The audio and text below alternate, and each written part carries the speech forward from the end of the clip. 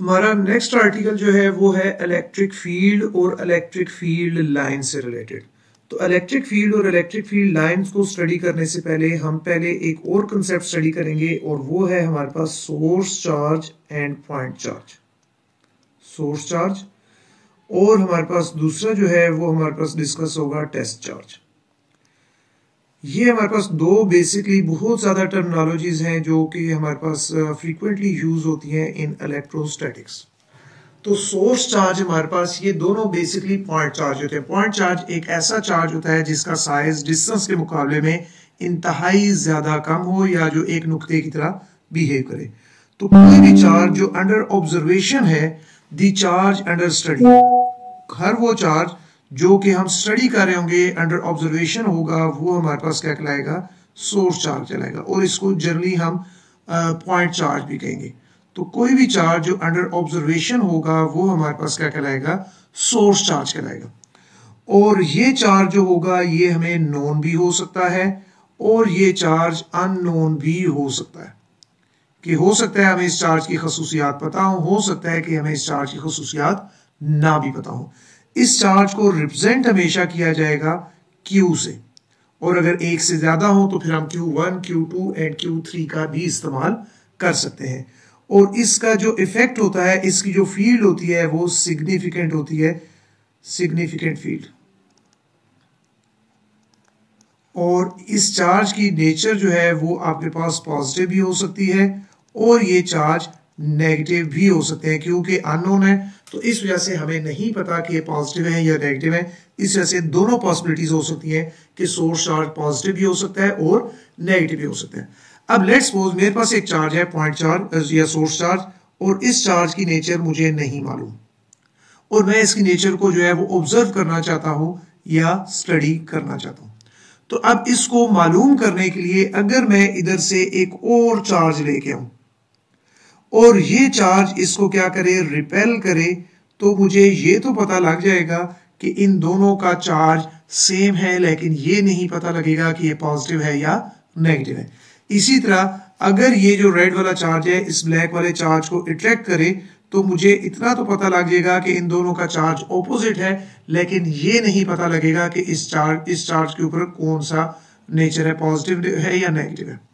तो इस वजह से जब भी हमने किसी चार्ज को स्टडी करना है तो उसको स्टडी करने के लिए अगर ये मेरे पास पॉजिटिव होता तो मैं कह देता कि रिपल्जन के केस में ये पॉजिटिव है, और अगर ये नेगेटिव होता तो फिर अट्रैक्शन होती तो मुझे पता लग जाता कि ये आपके पास क्या है, नेगेटिव है।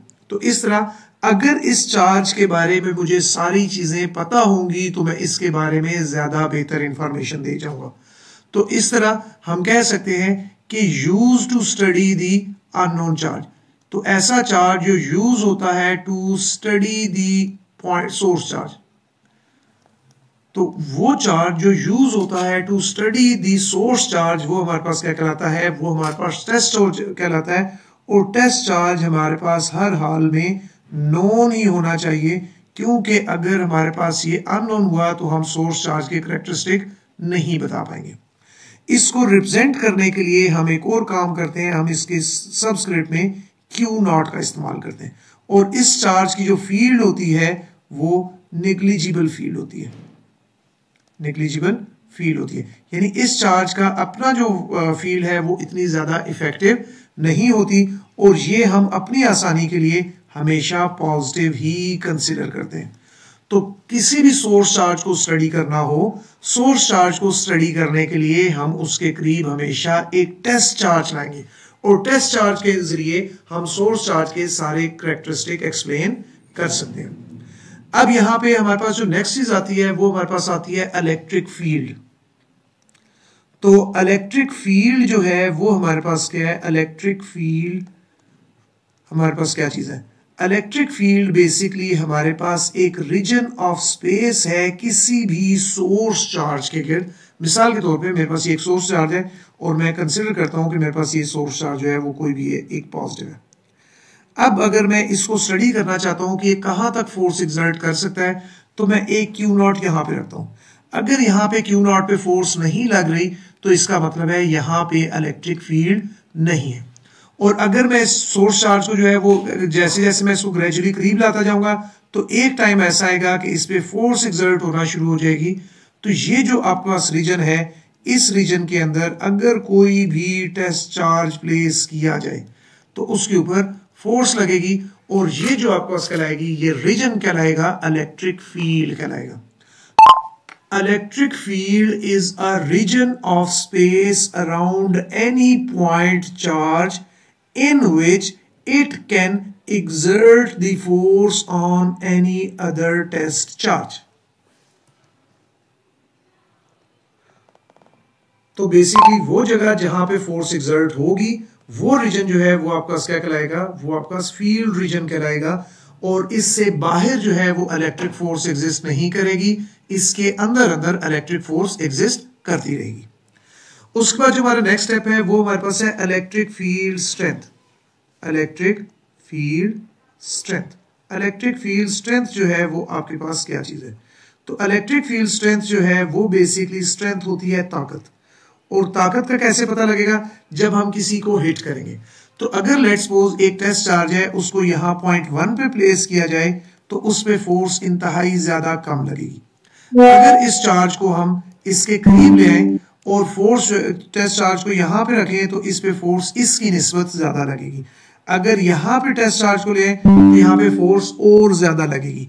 इसका मतलब क्या हुआ कि जैसे जैसे टेस्ट चार्ज इसके करीब आता जा रहा है इस पे फोर्स ज्यादा लग रही है। तो हमने इस पे फोर्स कैलकुलेट की F1, हमने इस पे भी फोर्स कैलकुलेट की और इस पे भी फोर्स कैलकुलेट की, और हमें जितनी ज्यादा फोर्स लगेगी हमें पता लगेगा स्ट्रेंथ भी उतनी ही ज्यादा है। तो हम कह सकते हैं कि हमारे पास जो डेफिनेशन बनती है वो क्या बनती है? The electric field strength is defined as the force per unit test charge.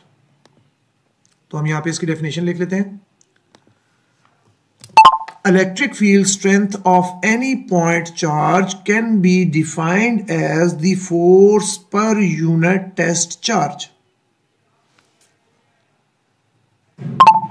अब अगर हम देखें तो हमने सबसे पहली जो चीज कवर कर ली वो हमने इसकी कर ली डेफिनेशन, और डेफिनेशन के बाद जो है वो हमने अगली चीज करनी होती है हमेशा फार्मूला।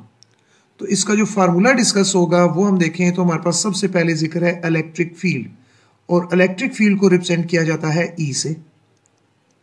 उसके बाद हमारे पास जो दूसरी चीज है वो है किसके इक्वल है? ये है फोर्स। फोर्स को रिप्रेजेंट किया जाता है F से। पर को हम डिवाइड करते हैं डिवाइड के सिंबल से, और यूनिट टेस्ट चार्ज इसका मतलब है नीचे हमने एक बार Q0 लिख देना है। तो E is equal to F over Q0 will be the formula of the electric field strength. Next चीज जो हमारे पास आएगी वो हमारे पास आएगी यूनिट। तो इलेक्ट्रिक फील्ड की जो यूनिट है वो हम अगर देखें तो वो हमारे पास बनेगी न्यूटन पर कूलम, यानी हम कह सकते हैं कि NC की power -1 is the unit of electric field strength. और अगर हम यहीं पे इसकी डायमेंशन कैलकुलेट करना चाहें तो इलेक्ट्रिक फील्ड की जो डायमेंशन है वो हम कैसे कैलकुलेट कर सकते हैं? फोर्स की लिख सकते हैं। फोर्स हमारे पास आ जाता है MLT की पावर -2, और चार्ज जो है वो हमारे पास आ जाता है A × T। तो अब अगर हम यहाँ पे इसकी वैल्यू पुट करें तो हमारे पास क्या बन जाएगा? हमारे पास बन जाएगा M L की पावर 1, A की पावर -1 एंड T की power -3। This is the dimensions of the electric field strength.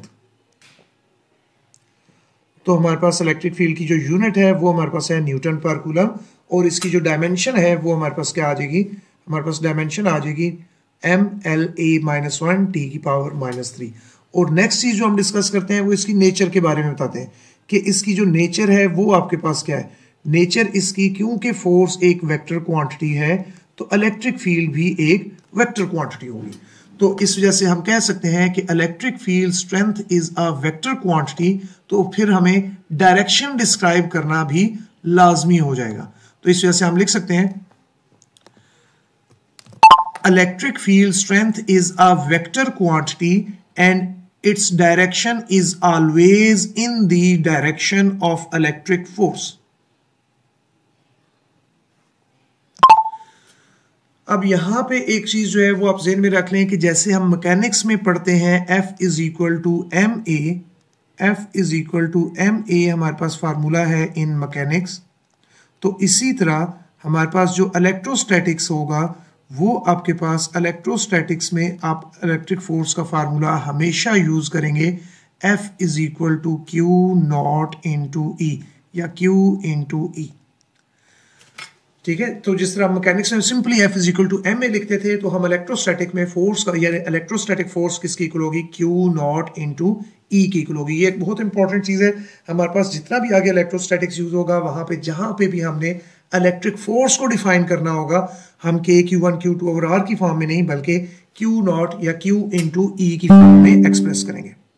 अब हमारे पास जो नेक्स्ट चीज आ जाती है वो हमारे पास आ गया कि यहाँ पे हमने कहा कि ये इलेक्ट्रिक फील्ड स्ट्रेंथ है किसकी, एक पॉइंट चार्ज की। तो अगर हमारे पास हम चाहते हैं कि यहाँ पे फार्मूला भी पॉइंट चार्ज में हो तो फिर हम क्या करें, फिर हम इस इलेक्ट्रिक फील्ड को लिख लेते हैं in terms of the point charge, in terms of test charge. तो अब हम इसके फार्मूला को टेस्ट चार्ज की फॉर्म में कन्वर्ट करने की कोशिश करते हैं। तो जैसे हमने पढ़ा कि लेट्स सपोज मेरे पास एक चार्ज है जो कि है Q और ये है सोर्स चार्ज। इसको स्टडी करने के लिए मैं इसके करीब लाया एक टेस्ट चार्ज। तो अकॉर्डिंग टू कूलम लॉ हमें ये कहता है कि यहाँ पे जो फोर्स होगी वो कितनी होगी, वो हमारे पास होगी F is equal to K, Q1 की जगह Q आ जाएगा, Q2 की जगह Q नॉट आ जाएगा ओवर R स्क्वायर। अब अगर इस इक्वेशन को हम पुट कर दें, इस इक्वेशन को दोनों साइड पे डिवाइड कर दें, dividing both sides by Q not, तो हमारे पास क्या हो जाएगा, यहां पे हमारे पास बन जाएगा F ओवर Q नॉट और यहां पे हमारे पास क्या बन जाएगा, यहां पे हमारे पास बन जाएगा K Q over R, K Q not over R square और यहां पे भी हमने Q नॉट से डिवाइड कर दिया।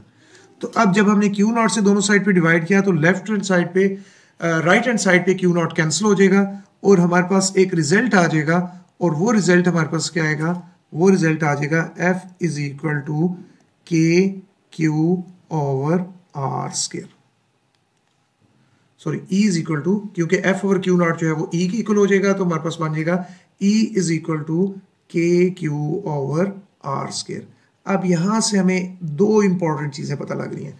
पहली चीज ये पता लग रही है कि हमारे पास जो इलेक्ट्रिक फील्ड स्ट्रेंथ है वो आपके पास सबसे पहला जो इलेक्ट्रिक फील्ड स्ट्रेंथ है वो डिपेंड कर रही है किसके ऊपर, चार्ज के ऊपर।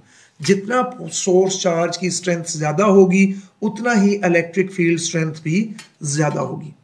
दूसरी चीज जो हमें पता लगती है वो हमें ये पता लग रही है कि हमारे पास जो E है ये आपके पास inversely proportion to the distance है, यानी अगर डिस्टेंस डबल किया जाए तो इलेक्ट्रिक फील्ड जो है वो 4 टाइम रिड्यूस होती है और यही चीज जो है वो हमारे पास अगेन कहलाती है इनवर्स स्क्वायर लॉ। तो इसका मतलब है कि ग्रेविटी इनवर्स स्क्वायर लॉ, तो इनवर्स स्क्वायर लॉ यहां पे हमें पता लगा कि ग्रेविटेशनल फोर्स, इलेक्ट्रिक फोर्स और इंटेंसिटी के अलावा इलेक्ट्रिक फील्ड स्ट्रेंथ या इलेक्ट्रिक फील्ड इंटेंसिटी भी इनवर्स स्क्वायर लॉ को ओबे करती है। और यहाँ पे जो है वो नेक्स्ट चीज जो डिपेंडेंस है वो हमारे पास एक डिपेंडेंस इसमें हिडन भी है और वो आपके पास है कि जो आपके पास इलेक्ट्रिक फील्ड इंटेंसिटी है वो inversely proportion to the medium भी है, क्योंकि K की जगह होता है 1/4 पाई एप्सिलॉन नॉट। तो जितना हम मीडियम यूज करते जाएंगे या जितना मीडियम की परमिटिविटी ज्यादा होती जाएगी उतनी ही इलेक्ट्रिक फील्ड स्ट्रेंथ भी क्या होती जाएगी, रिड्यूस होती जाएगी। तो हमारे पास यहाँ पे 3 फैक्टर्स हैं जो इलेक्ट्रिक फील्ड स्ट्रेंथ को इफेक्ट कर सकते हैं। तो ये हमारे पास जो था वो था basic concept electric field strength के बारे में। अब जो हम नेक्स्ट चीज डिस्कस करेंगे वो हम डिस्कस करेंगे इलेक्ट्रिक फील्ड लाइंस के बारे में कि what are the electric field lines. तो इलेक्ट्रिक फील्ड लाइंस एक बहुत ही अच्छा कंसेप्ट है और ये बहुत ही इंपॉर्टेंट कंसेप्ट है, ये हमें बहुत ज्यादा इंफॉर्मेशन देता है। तो हम सबसे पहले लिख लेते हैं electric field lines. Electric field lines जो हैं ये हमारे पास क्या चीज होती है। तो बेसिकली लेट्स सपोज कि मेरे पास कोई भी एक सोर्स चार्ज है और लेट्स सपोज मेरे पास जो सोर्स चार्ज है वो मेरे पास है पॉजिटिव, और इस पॉजिटिव सोर्स चार्ज के यहाँ पे मैं एक टेस्ट चार्ज लेके आता हूँ और इसी तरह एक टेस्ट चार्ज मैं यहाँ पे रख देता हूँ, इसी तरह एक टेस्ट चार्ज मैं इस जगह पे रख देता हूँ, एक टेस्ट चार्ज मैं यहाँ पे प्लेस कर देता हूँ, एक टेस्ट चार्ज यहाँ पे, एक टेस्ट चार्ज यहाँ पे और यहाँ पे भी, और इस तरह मैंने इस चार्ज की हर तरफ टेस्ट चार्ज को प्लेस किया। अब क्योंकि source charge is positive and test charge is always positive, तो पॉजिटिव पॉजिटिव को हमेशा क्या करता है, रिपेल करता है। इसी तरह यहाँ पे भी इसको रिपल्जन एक्सपीरियंस होगी और ये अवे मूव करेगा, यहाँ पे भी इसको रिपल्जन मिलेगी, ये अवे मूव करेगा, यहाँ पे भी इसको रिपल्जन मिलेगी और ये अवे ही मूव करेगा, यहाँ पे भी इसको रिपल्जन फील होगी, अवे मूव करेगा। किसी भी डायरेक्शन से हम अगर पॉइंट चार्ज को टेस्ट चार्ज को लेके आए तो उस पे रिपल्सिव फोर्स ही एक्सर्ट होगी। तो अब अगर मैं ये चार्जेस हटा दूं तो ये लाइंस बता रही हैं कि टेस्ट चार्ज ने किस डायरेक्शन में ट्रेवल करना है। इसी तरह मैं अगर इस पॉजिटिव की जगह एक नेगेटिव चार्ज रख देता और उस नेगेटिव चार्ज के गिर्द मैं हर तरफ से एक टेस्ट चार्ज को ले आता, मैं हर तरफ से इसके एक टेस्ट चार्ज को ले आता हूं और फिर जो है वो टेस्ट चार्ज पे देखता हूं कि फोर्स किस डायरेक्शन में एक्सर्ट होती है। तो यहाँ पे हम ये देखेंगे क्योंकि टेस्ट चार्ज हमेशा पॉजिटिव होता है और सोर्स चार्ज जो है वो नेगेटिव है, तो पॉजिटिव जो है वो नेगेटिव को क्या करेगा, पॉजिटिव जो है वो नेगेटिव को अट्रैक्ट करेगा। तो यहाँ पे टेस्ट चार्ज की डायरेक्शन जो है वो टूवर्ड इसके हो जाएगी, यहाँ पे भी टूवर्ड हो जाएगी, यहाँ पे भी टूवर्ड, और ये हर तरफ से मूव करके इसके करीब आने की कोशिश करेगा। तो इसका मतलब है कि अगर मैं ये Q0 यहाँ से हटा भी दूं तो ये लाइंस बता रही हैं कि test charge will always move in this direction, कि अगर एक पॉजिटिव चार्ज है तो टेस्ट चार्ज हमेशा उससे दूर जाने की कोशिश करेगा और अगर एक नेगेटिव चार्ज है तो ये हमेशा इसके करीब आने की कोशिश करेगा। तो ये लाइन एक्चुअली एग्जिस्ट नहीं करती थी, लेकिन ये लाइन बनाने से मुझे एक विजुअल क्लियर हो गया। तो इलेक्ट्रिक फील्ड लाइंस क्या चीजें हैं? इलेक्ट्रिक फील्ड लाइंस जो है वो इमेजिनरी लाइंस हैं। Electric field lines are the imaginary lines that represents the direction of force on any test charge. तो हमने यहाँ पे electric field lines are the imaginary lines that represents the direction of force on any test charge. कि अगर किसी भी point charge के गिर्द हम एक जो है वो इलेक्ट्रिक फील्ड बनाते हैं तो इलेक्ट्रिक फील्ड लाइंस ये बता रही हैं कि टेस्ट चार्ज ने किधर मूव करना है। जैसे यहाँ पे जो है वो टेस्ट चार्ज ने अवे मूव करना है, इसमें जो है वो चार्ज ने टूवर्ड मूव करना है।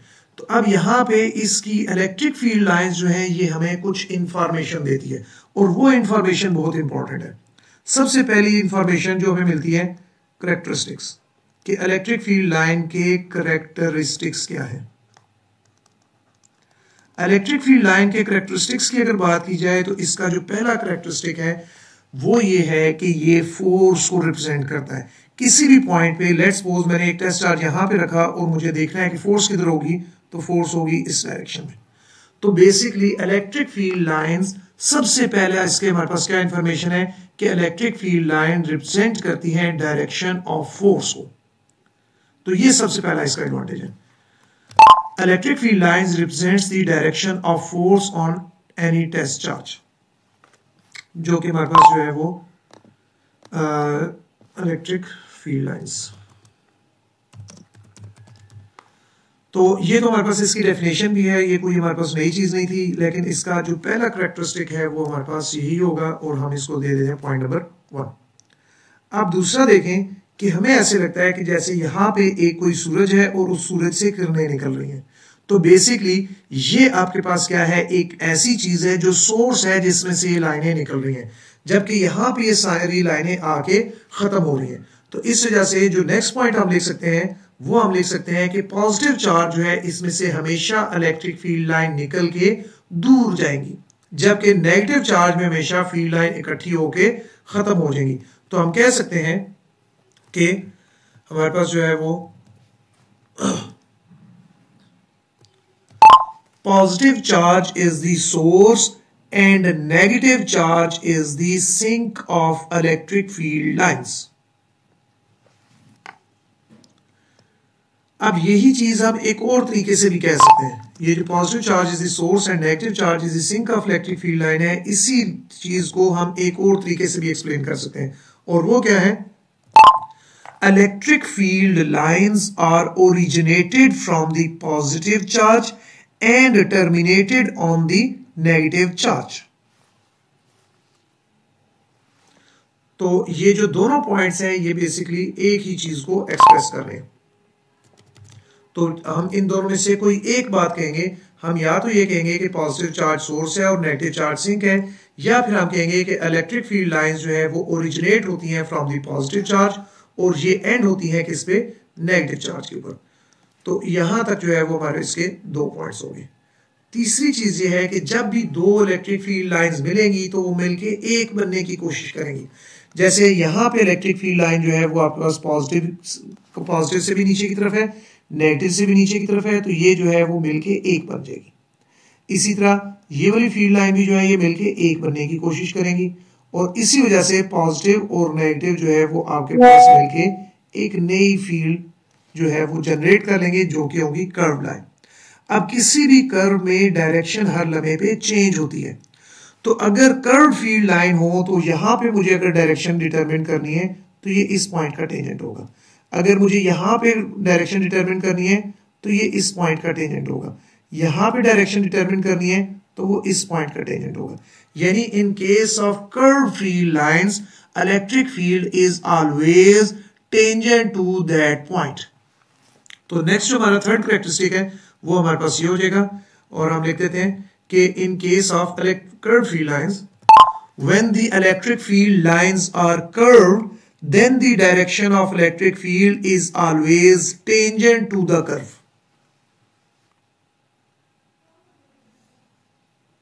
ये हमारे पास जो है वो नेक्स्ट पॉइंट हो गया कि अगर इलेक्ट्रिक फील्ड लाइंस जो है वो कर्व्ड होंगी तो इलेक्ट्रिक फील्ड लाइंस हमेशा जो है वो उस कर्व के टेंजेंट की डायरेक्शन में होंगी।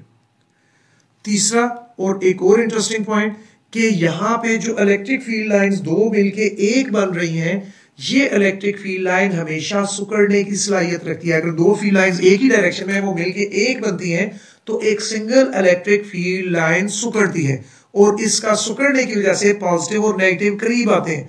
तो इसका मतलब क्या हुआ कि electric field lines has the ability to contract and this represents the direction force of attraction between two opposite charges. क्योंकि पॉजिटिव और नेगेटिव जो है वो इलेक्ट्रिक फील्ड सेम जनरेट करेंगे, पॉजिटिव जो है वो अवे और नेगेटिव जो है वो टुवर्ड इटसेल्फ जनरेट करेगा, तो इस वजह से इलेक्ट्रिक फील्ड लाइन की डायरेक्शन जो है वो यहाँ पे सेम होगी। तो हम कह सकते हैं electric field lines has the ability to contract in length, this represents the force of attraction between two opposite charges.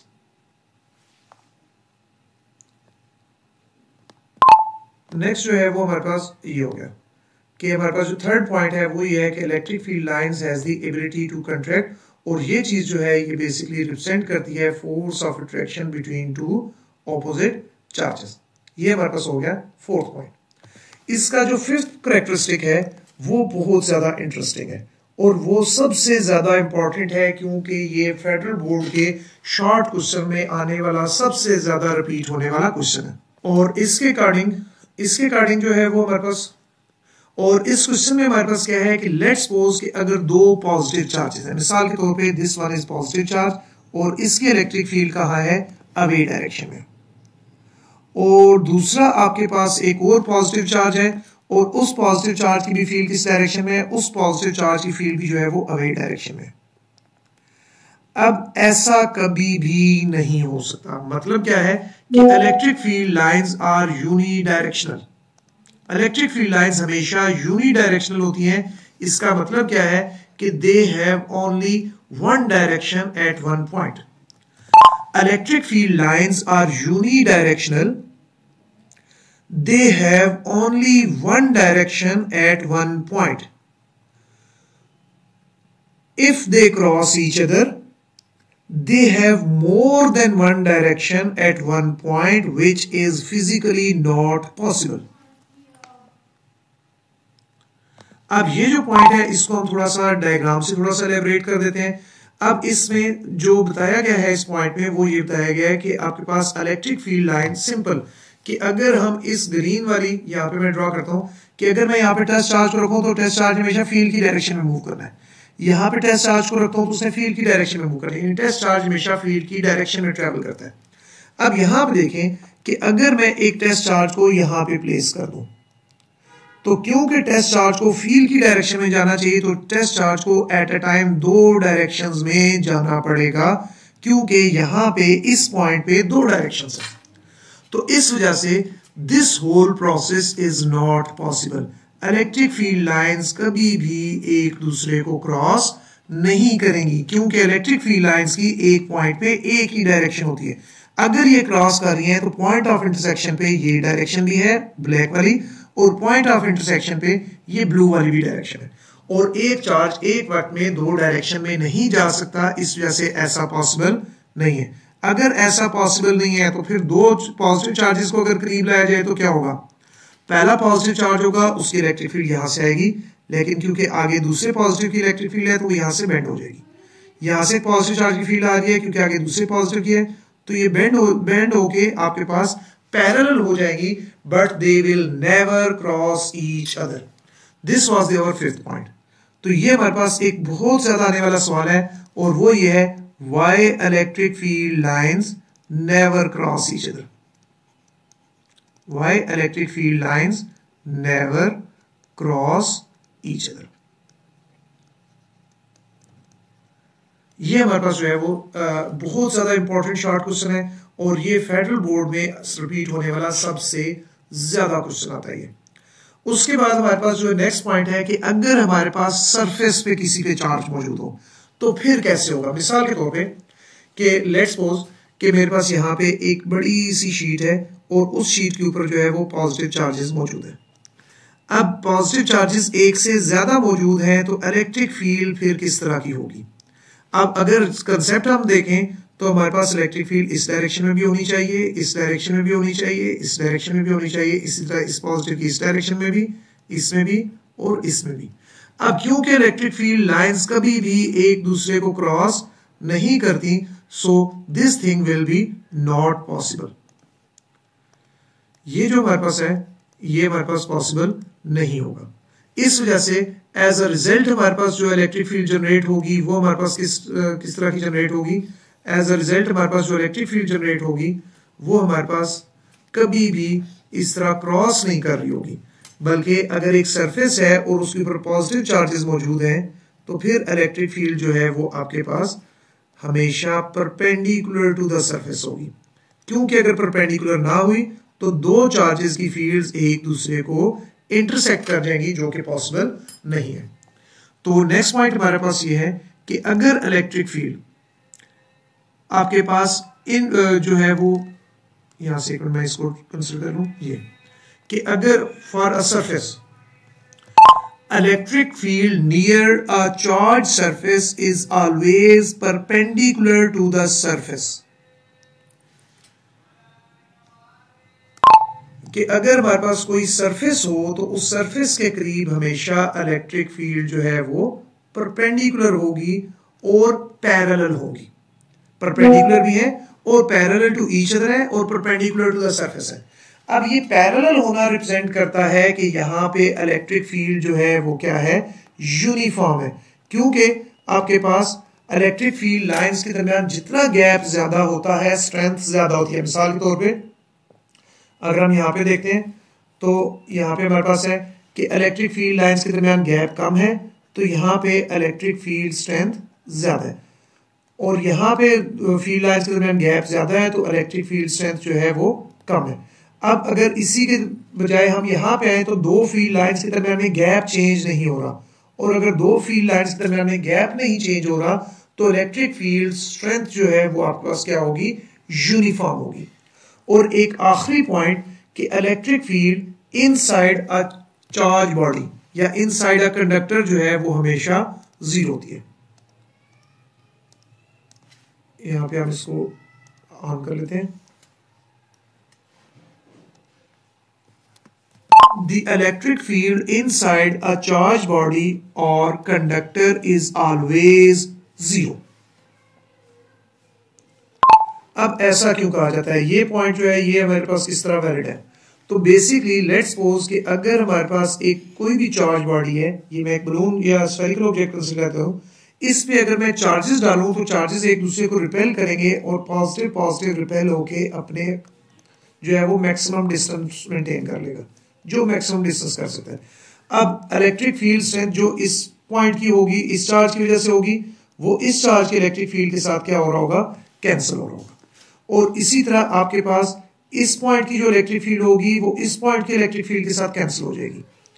तो तमाम चार्जेस जो है वो अपने ऑपोजिट चार्ज की फील्ड को कैंसिल कर देंगे और किसी भी चार्ज बॉडी या कंडक्टर के अंदर इलेक्ट्रिक फील्ड जीरो ही रहेगी।